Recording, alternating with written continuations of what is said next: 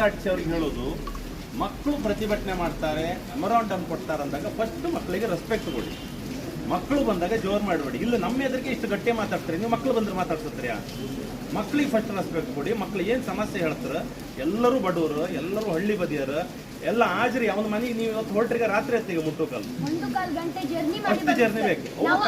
6 ಗಂಟೆ ನಾವು ನಡ್ಕೊಂಡು ಬರು ಎಳಬೇರು ಒಳಗೆ ನೀವು ನೋಡ್ಬೇಕಲ್ಲ, ಆ ಸೇತುವೆ ದಾಟಿ ಅಲ್ಲಿಂದ ನಾವು ನಡ್ಕೊಂಡು ಬರು ಬಸ್ ಸ್ಟ್ಯಾಂಡಿಗೆ. ಅಲ್ಲಿ ಬಂದು ನೋಡಿದ್ರೆ 2 ನಿಮಿಷ ಮುಂದೆ ನೀವು ಟೈಮಿಂಗ್ ಸರಿ ಉಂಟು ಅಂತ ಹೇಳ್ತೀರಿ. ಆದ್ರಿಗೆ 8 ಗಂಟೆಗೆ ಬಸ್ ಬಿಟ್ಟಿರೋದು, 8:05ಕ್ಕೆ ಬಸ್ ಬರ್ತದೆ, 8:10ಕ್ಕೆ ಬಸ್ ಬರ್ತದೆ, 8:15ಕ್ಕೆ ಬಸ್ ಬರ್ತದೆ. ನಾವು ಯಾರನ್ನ ಕೇಳೋದು ಸರ್?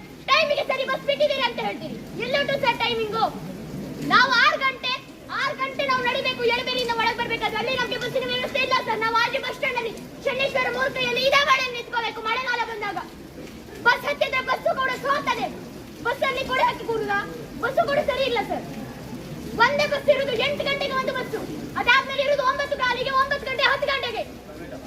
ಅದು ಪ್ರೈವೇಟ್ ಕೂಡ, ಅದು ಪ್ರೈವೇಟ್. ಪಾಸ್ ಮಾಡಿಸಲು ಏನ್ ಮಾಡ್ಬೇಕು?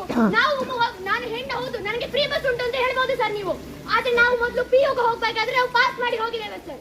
ನಮಗೆ ಫ್ರೀ ಬಸ್ ಫೆಸಿಲಿಟಿ ಬೇಡವೇ ಬೇಡ. ಬೇಗ ಯಾರಿಗಾದ್ರೂ ಹೆಣ್ಮಕ್ಳಿಗೆ ಫ್ರೀ ಬಸ್ ಫೆಸಿಲಿಟಿ ಬೇಕಾ? ಬೇಡ ಬೇಡ ಬೇಡ ಸರ್. ನಾವು ಹೇಳ್ತೇವೆ ನಮ್ಗೆ ಬೇಡ.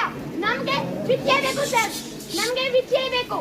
ನಾವು ಕಾಲೇಜಿಗೆ 10ವರೆಗೆ ಹೋದ್ರೆ ನಮ್ಮನ್ನು ಸೇರಿಸುವುದಿಲ್ಲ, ಗೇಟ್ ಬಾಗಿಲು ತೆಗೆಯುವುದಿಲ್ಲ, ವಾಚ್ಮೆನ್ ಒಳಗೆ ಬಿಡುವುದಿಲ್ಲ ಸರ್. ಇದಕ್ಕೆ ಯಾರು ಸರ್ ನ್ಯಾಯ ಕೊಡುದು? ನೀವು ಹೇಳ್ತೀರಿ ಸರ್ಕಾರ ಹಾಗುಂಟು ಹೀಗುಂಟು, ಅದು ಹಾಗುಂಟು ಹೀಗುಂಟು. ನಮ್ಗೆ ಹೇಳಿಕಾಗುದಿಲ್ಲ, ಮೊನೊಪೋಲಿ ಅಂತ ಹೇಳ್ತೀರಿ. ವಿದ್ಯಾರ್ಥಿಗಳೇ ವಿದ್ಯಾವಂತರಾಗಬೇಕೋ ಬೇಡವಾ?